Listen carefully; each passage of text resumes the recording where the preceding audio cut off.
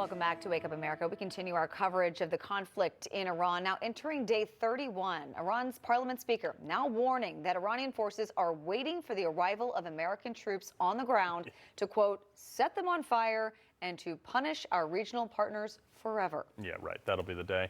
And the threats aren't stopping there, though. Iran says American college campuses in the Middle East are now legitimate targets in retaliation for the joint U.S. and Israeli bombing campaign.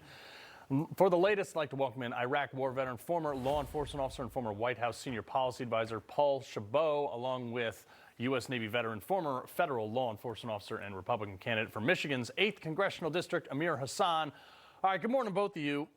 Look, Paul, Iran talking a big game. They got no Navy. We've turned basically all their military establishments into parking lots. Like, okay, guys, good luck. Yeah, look, Iran's really been decimated. We destroyed their Navy. It's been very much of a tactical military success watching these last few weeks. Really, I think, the concern is that Iran is going to continue to use proxies. They're going to continue to use propaganda. They're going to continue to try to do their best to scare our allies throughout the Middle East and influence policy in that frame. Look, I think the cards are really for America here at play. Certainly, we are bringing more forces to the region. And on top of that, that gives the president more options going forward in negotiations. And Amir, I know you're running for office in Michigan, and you have some Republicans like Senator James Lankford saying that they wouldn't rule out limited ground operations in Iran to finish the job, while you have others like Senator Josh Hawley saying they hope it doesn't come to placing U.S. troops on the ground. Where do you stand? Do you think sending troops there is the necessary next step? Well, as a Navy veteran, I believe in our Navy. So I would prefer our Navy uses our global force for good and our projection of force and taking it from there. Now, I don't think anybody wants to see boots on ground. However, we have a capable military and we have a president that has been dedicated as a president of peace to handle it at the lowest level and resolve without putting American lives in danger.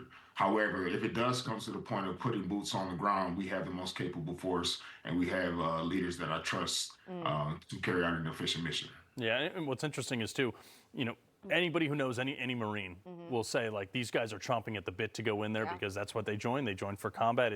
It's the policy side. People who've been there we're the ones who are holding back from becoming like another Iraq potentially. But, Paul, President Trump obviously says Iran has basically caved to most of our 15-point demands. A deal could come soon.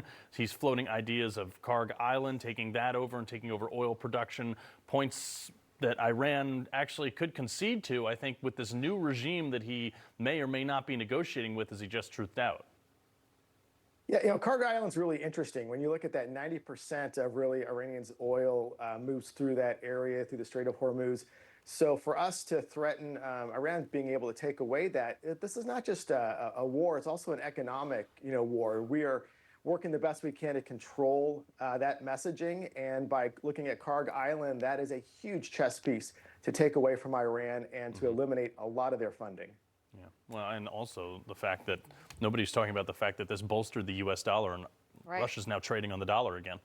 Yes, absolutely. All right, Paul Chabot, Amir Hassan, great to have you both with us this morning. Thank you, guys.